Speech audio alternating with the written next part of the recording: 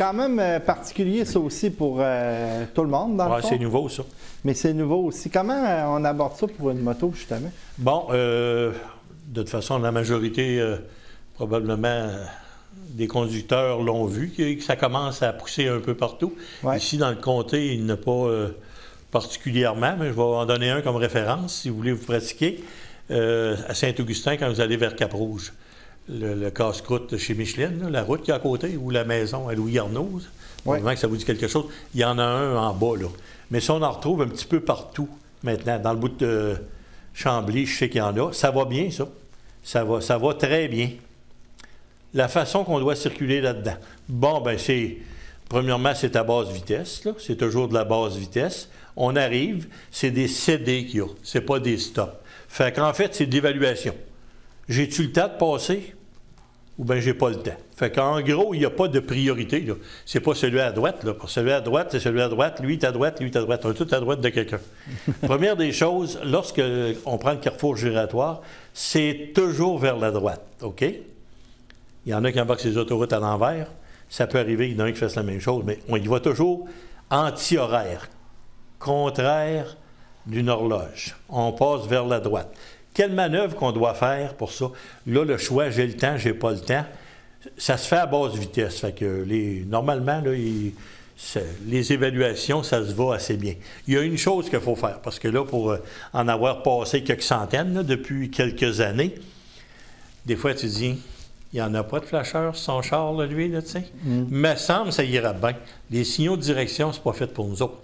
C'est fait pour les autres. Ouais, puis ceux qui s'en servent là-dedans, merveilleux.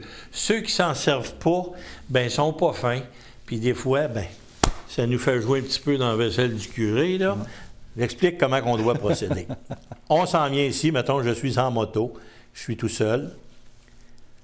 Ça, il y a eu un panneau avant, là. Avant d'arriver là, ici, là, il y avait un panneau qui me disait que Trois-Rivières, c'était par là, puis Shawinigan, c'est par là, puis en tout cas, ou Montréal, c'est par là. Je sais ce que je m'en vais. Fait que là, en m'en venant ici, je le sais ce que je m'en vais. C'est par là que je m'en vais, moi. J'arrive ici, il ne se passe rien là. Je tourne, c'est à vitesse réduite. J'arrive, ici, là, aussitôt que j'ai commencé à tourner. Celui qui s'en vient, là, parce qu'on met du trafic, il faut qu'il y en ait. Celui qui est rendu là, c'est à lui qu'il faut que je dise que moi, je m'en vais là. OK? J'arrive ici, je mets mon clignotant, puis j'y vais. Si je ne le mets pas, il est là, lui, puis là, il pensait que tu continuais à te droite parce que tu n'as pas mis de signaux. On comprend? Il s'en est pas servi de ces signaux-là. Puis il tourne là. Lui, il attendait pour sortir. Si tu avais signalé, il aurait tourné. Donc, déjà, si tu le fais de cette façon-là, tu as nuit au trafic. Tu t'en viens encore ici, tu te dis, moi, c'est là, il faut que je continue, de l'autre bord. Je passe ici, je contourne. Je ne mets pas de signaux de direction. Je sors ici, puis je m'en vais là. C'est à lui qu'il va falloir que je fasse signe. Je tourne ici, je ne signale pas. Lui, je ne signale pas, je passe devant. Rendu ici, aussitôt que lui peut me voir, là, je mets mon signal de direction pour rentrer là. Lui, il peut sortir à ce moment-là. Ça va? On recommence, c'est là que je vais l'envoyer. Je m'en viens ici, je sais qu'il faut que j'aille aux 3/4, de l'autre côté. Je fais le tour, je ne mets pas de signaux, je ne veux pas y faire signe que je tourne pas. Je ne veux pas y faire signe que je tourne pas. Pas de signaux, pas de signaux, pas de signaux. Là, ici, je suis rendu à le voir. Je mets mon clignotant à droite et je sors là. Le signal, il sert à celui qui attend à l'intersection dans laquelle vous allez tourner. Ici, lui, il attendait après toi, tu as signalé, tu tournes. Tu as tourné ici, lui, il attendait après toi, et tu as vu ici, là. Tu signales, tu tournes là, il est content. Toi, tu t'en vas là, tu signales pas. Là, tu lui signales à lui que c'est là que tu vas rentrer. Fait que ceux qui tournent ça, là, puis je peux vous dire que c'est dans le moment, il y en a plus qui ne signalent pas, là, puis ils n'ont pas compris le principe, c'est de faire attendre l'autre. Ça bloque le trafic. C'était fait pour dégager du trafic, pour que ça aille bien. Puis ça va très bien, ces petits carrefours-là. Moi, je trouve ça merveilleux. Mais il faut bien comprendre le système. Mais il faut le faire, puis il va falloir se mettre à signaler. Fait que là, quand vous en verrez un qui Pratiquez-vous, c'est une petite habitude facile à comprendre, mais quand tu as compris le principe, parce qu'il y en a fait qui est certain, c'est qu'à un moment donné, quand c'est vous qui allez attendre ici, là, puis l'autre s'en vient ici, puis il fait le tour, puis il ne signale pas, puis il rentre là. Des fois, on me semble, on dit, t'avais rien. Des petits cas d'accident aussi. Je te tirerais une tomate, toi, là.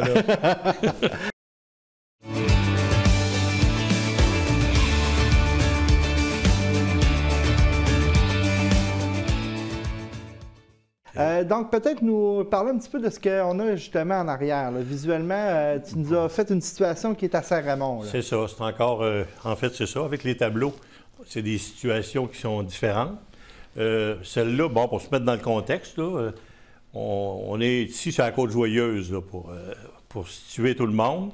Les commerces qu'il y a à côté, le centre d'achat, le McDo, le Tim Hortons, ça nous situe.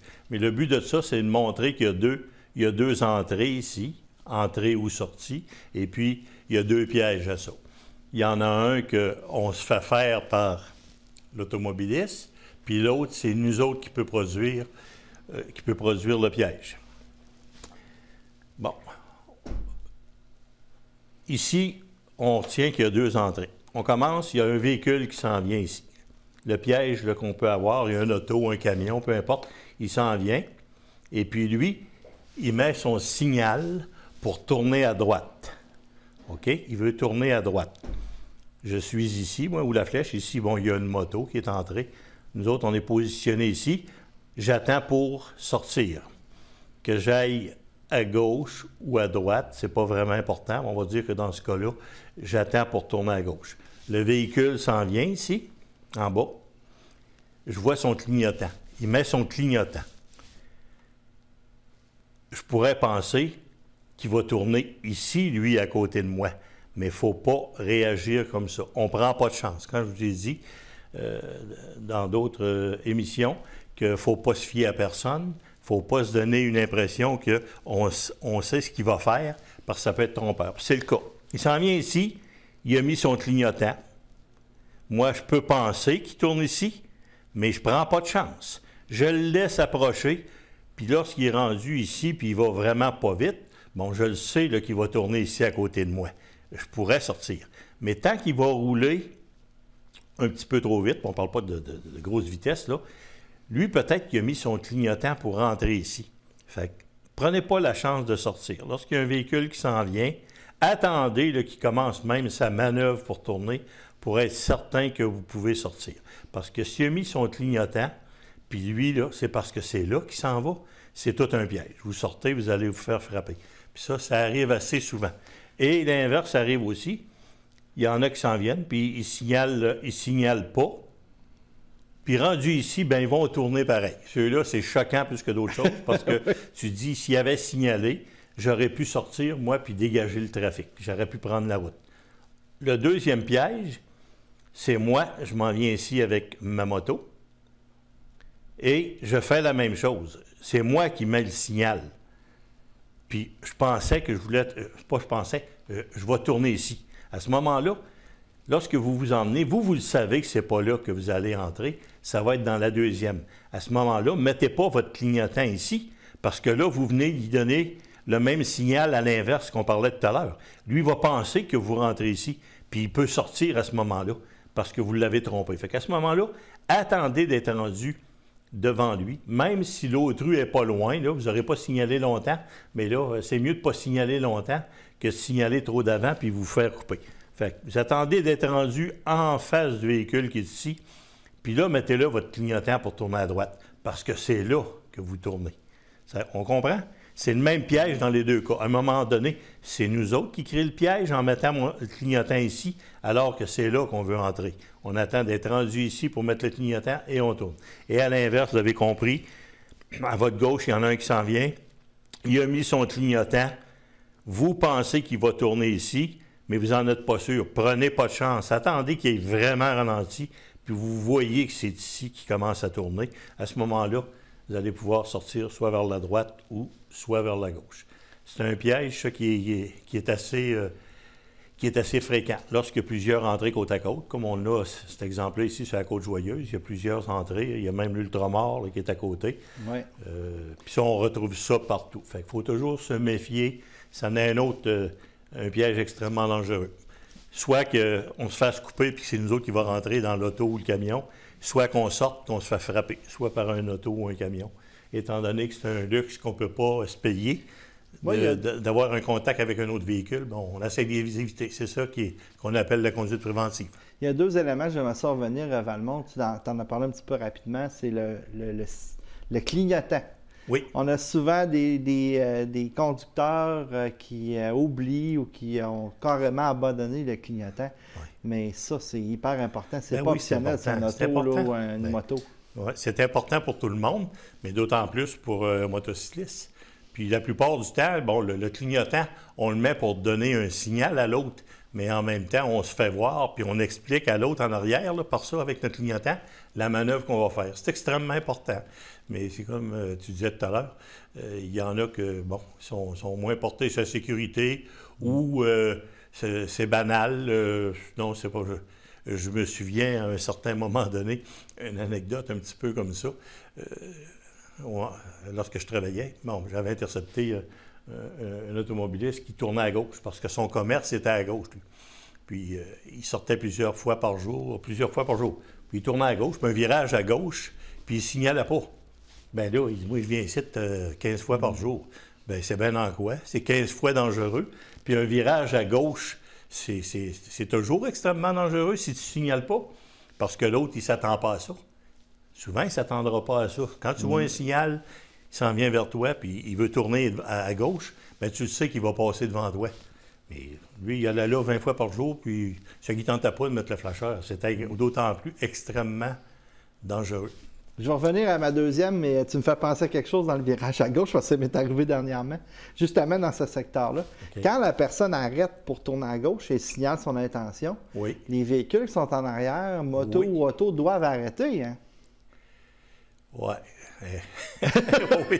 Elle est bonne ta question. Oui, hein? Oui. Non, elle est bonne et facile, mais je vais l'expliquer parce que les conseils que je vous ai donnés depuis le début, je crois vous l'avoir dit, sont toujours faits en fonction d'une circulation rapide, c'est-à-dire à la vitesse permise, ou sur une autoroute, on sait que ça peut rouler un petit peu plus sur l'autre sens, et un trafic qui est dense. Toutes les manœuvres que je vous ai données, c'est en fonction qu'il y a du monde sur la route, puis ça roule. Si on est tout seul sur la 40, à hauteur de, mettons, un exemple, Grondines, c'est pas là que c'est le plus achalandé. Ouais. Bon, c'est facile de rouler, puis ça comporte pas grand-chose.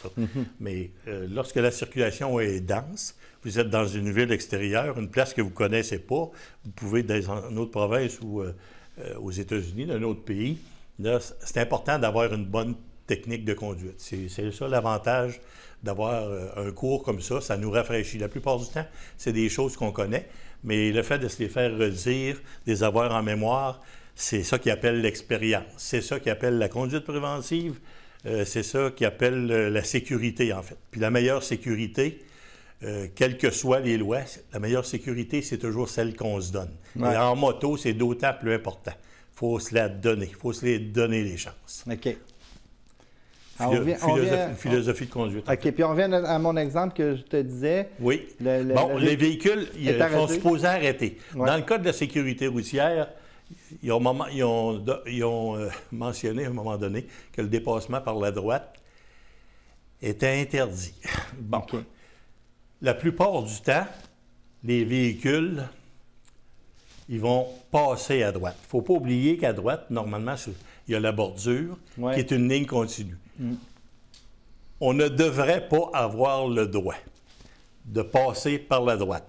Okay. Mais on voit régulièrement, puis d'après ce que je vois, je n'ai pas vu souvent les autos de police avoir intercepté des gens parce qu'ils faisaient un dépassement par la droite. Mais c'est exactement là qu'il y a le danger. Sur une route comme ça ici, il y a une ligne continue, il y a des vélos qui passent et puis le danger, il est là. Mais il y a beaucoup de véhicules qui vont le contourner. Je n'irai pas jusqu'à dire que je pense que la police l'accepte. Si vous faites intercepter, vous êtes en infraction. Mais des fois, il y a des choses comme ça que c'est discutable.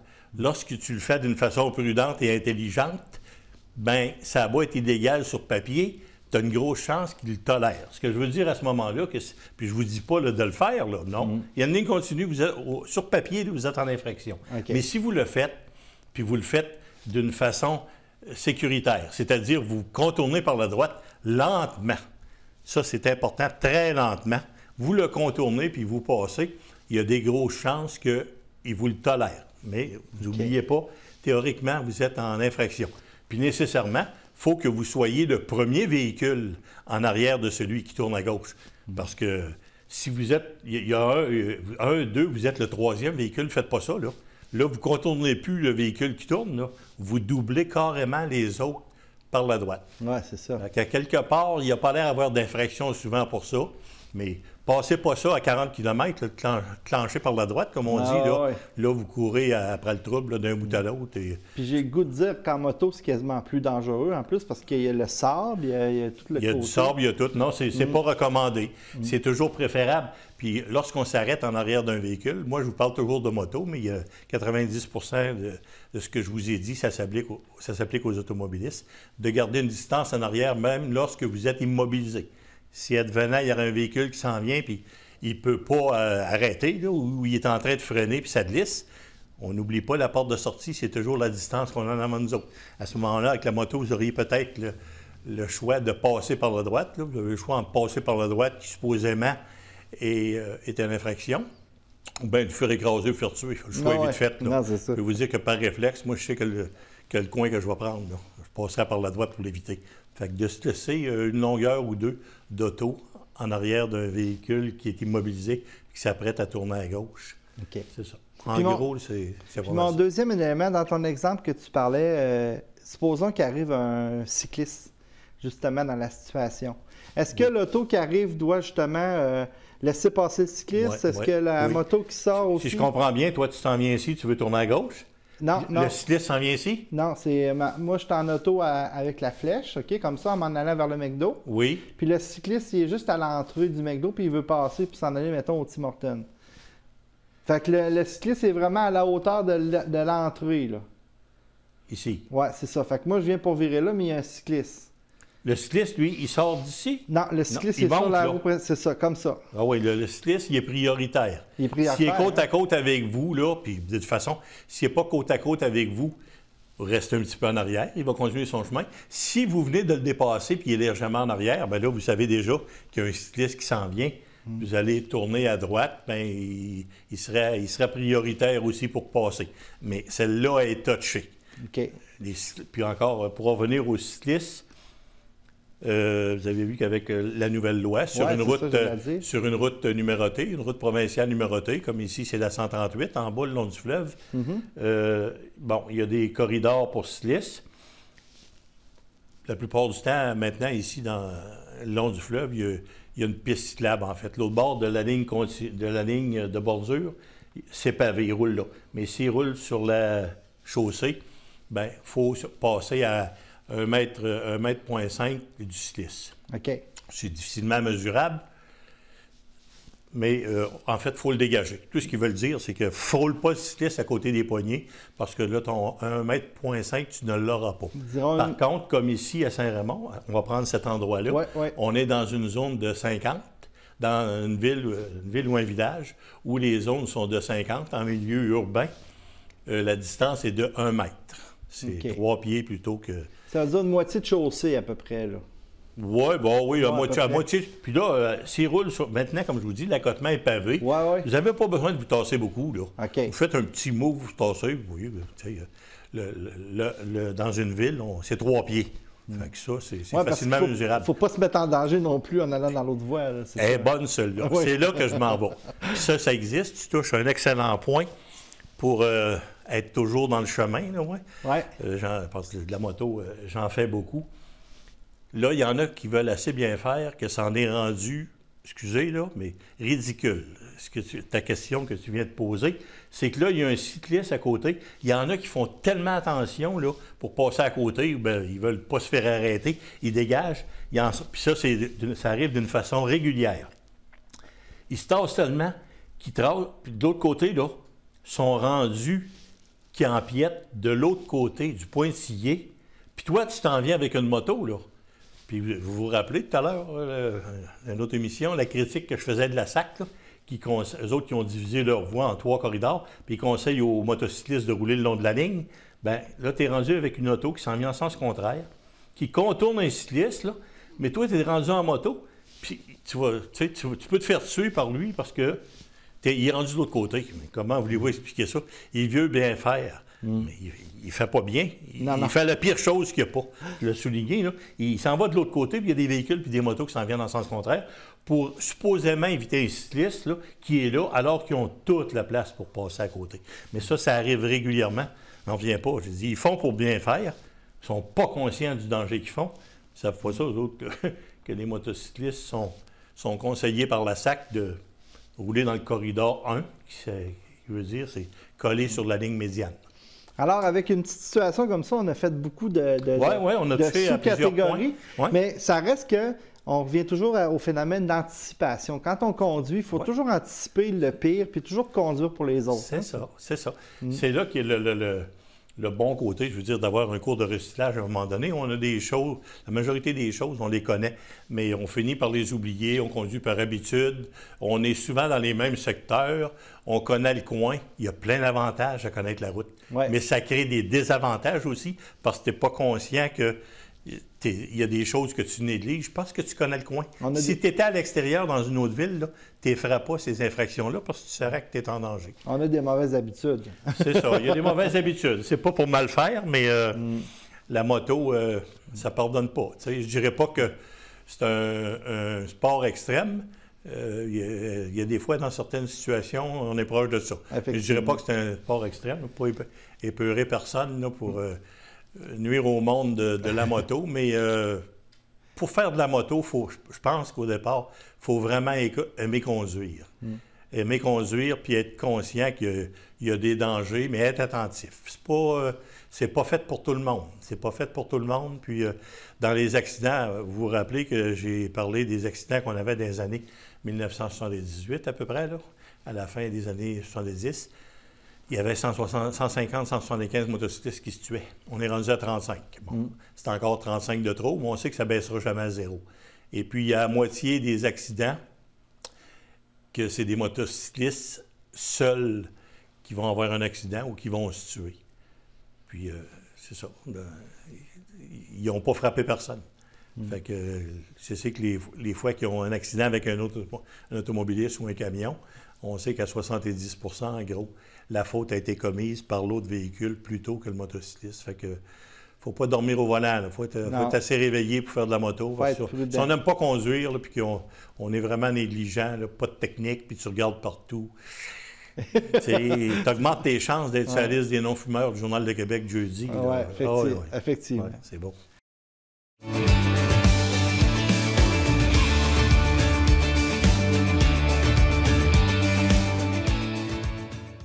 Une bonne émission de sécurité routière, ça reste qu'il faut donner des conseils aussi. Voilà. Donc, on va terminer un peu l'émission avec quelques conseils que tu as ramassés de ta grande expérience. J'aimerais mieux en avoir moins. Ouais, ça dirait être plus jeune. Oui. En tout cas, on n'a pas de contrôle là-dessus. Non. OK. Dans les pièges à motocyclistes et automobilistes, moi je prends soin là, des motocyclistes dans le moment, les fameux chevreuils. Il y a 40 ans, il n'y en avait pas. Graduellement, ça a augmenté. Maintenant, on sait qu'on en a beaucoup. Je fais de la motoneige, moi, l'hiver, on les voit. C'est pas là que c'est le plus dangereux, tout de même, en motoneige, mais on en voit. Et puis, ça en est un piège. Il arrive n'importe quand. On les voit pas nécessairement d'avance. C'est autant le jour que la nuit. La nuit, c'est encore plus dangereux. Oui. On ne les voit pas. Encore là, il faut se préparer une porte de sortie, si on est capable de contrôler. Si ça arrive trop vite, l'année dernière, il y en a un qui a passé sur mon trailer en arrière, sur ma remorque. On les voit pas arriver. Mais qu'est-ce qu'on doit avoir à l'esprit? Parce qu'à un moment donné, on en voit. Tous les étés, il y en a qui traversent en avant de moi. Ça peut être à 50 mètres, puis ça peut être à 200 mètres. On en voit traverser un, on va ralentir. Parce qu'encore là, si on est capable de ralentir plutôt que de freiner brusquement, bien, on le fait. On n'oublie pas que de faire un mouvement brusque, soit d'accélération ou surtout de freinage, c'est toujours extrêmement dangereux en moto. Parce qu'on a parlé du défaut majeur qu'on a, nous, en tant que conducteur québécois, on suit toujours de trop près. La règle des 2 secondes n'est pas respectée. Fait que de freiner brusquement, c'est ça. Il passe un chevreuil. Ce que vous devriez avoir à l'esprit, vous préparez votre porte de sortie, quand ça va se présenter, ça va. Il n'y en a pas rien qu'un qui traverse. Ouais, il y en a 5. Ouais. Dites-vous qu'il va en avoir d'autres. Parce que à un, j'ai déjà fait ça, puis il y a eu des surprises. Il y en a passé 3-4 autres après. Ouais. Fait que s'il y en a un qui passe, vous ralentissez, puis dites-vous qu'il y en a d'autres qui s'en viennent en arrière. S'il n'y en a pas, tant mieux. S'il y en a d'autres, votre surprise va être moins grande. Parce que si vous dites qu'il est loin, il a traversé vite, il n'y a pas de problème. Bien, s'il traverse vite, il y en a probablement d'autres qui courent en arrière aussi. Extrêmement dangereux, ce fameux... Je sais que ça va rapidement, mais il reste que quand on en voit un, il faut aussi regarder ce qui se passe en arrière, parce que si on freine trop brusquement, on vient de se faire rentrer dedans. C'est ça que je viens de t'expliquer, effectivement. C'est en plein ça. Il faut toujours avoir les yeux des rétroviseurs en moto pour être capable de réagir correctement. Si jamais il y a un objet sur la route, en parlant des chevreuils, ça peut être un objet fixe aussi qui est sur la route, où il se passe quelque chose, vous êtes pris pour freiner brusquement, si vous êtes en auto ou en moto, ça peut déraper. Il y a une chose qu'à ce moment-là, il faut s'être préparé aussi mentalement. Lorsqu'on freine pour ne pas frapper quelque chose, à ce moment-là, il faut s'enlever les yeux sur cet objet-là. Il est fixe, il est arrêté. Parce que si vous continuez à le regarder, vous allez vous enligner dessus sur les freins, mais c'est là que vous allez aller. Vous allez toujours aller où vos yeux regardent. Ouais. Fait qu'à ce moment-là, une fois que vous avez réalisé ça, vous avez déjà pensé à ça auparavant, vous le savez, c'est de regarder à côté pour passer à côté. Là, vous allez vouloir y aller. Sans ça, le contre-braquage, là, vous ne voudrez pas le faire. Instinctivement, c'est comme ça. Je ne suis pas capable de vous expliquer dans le cerveau comment ça se passe, là, que c'est comme ça, mais on s'en va sur le point où on regarde. Fait que de lâcher l'objet fixe sur lequel vous allez vous heurter, ça va vous permettre de regarder à côté, de trouver la porte de sortie, et puis faire votre contre-braquage, et puis passer à côté. OK.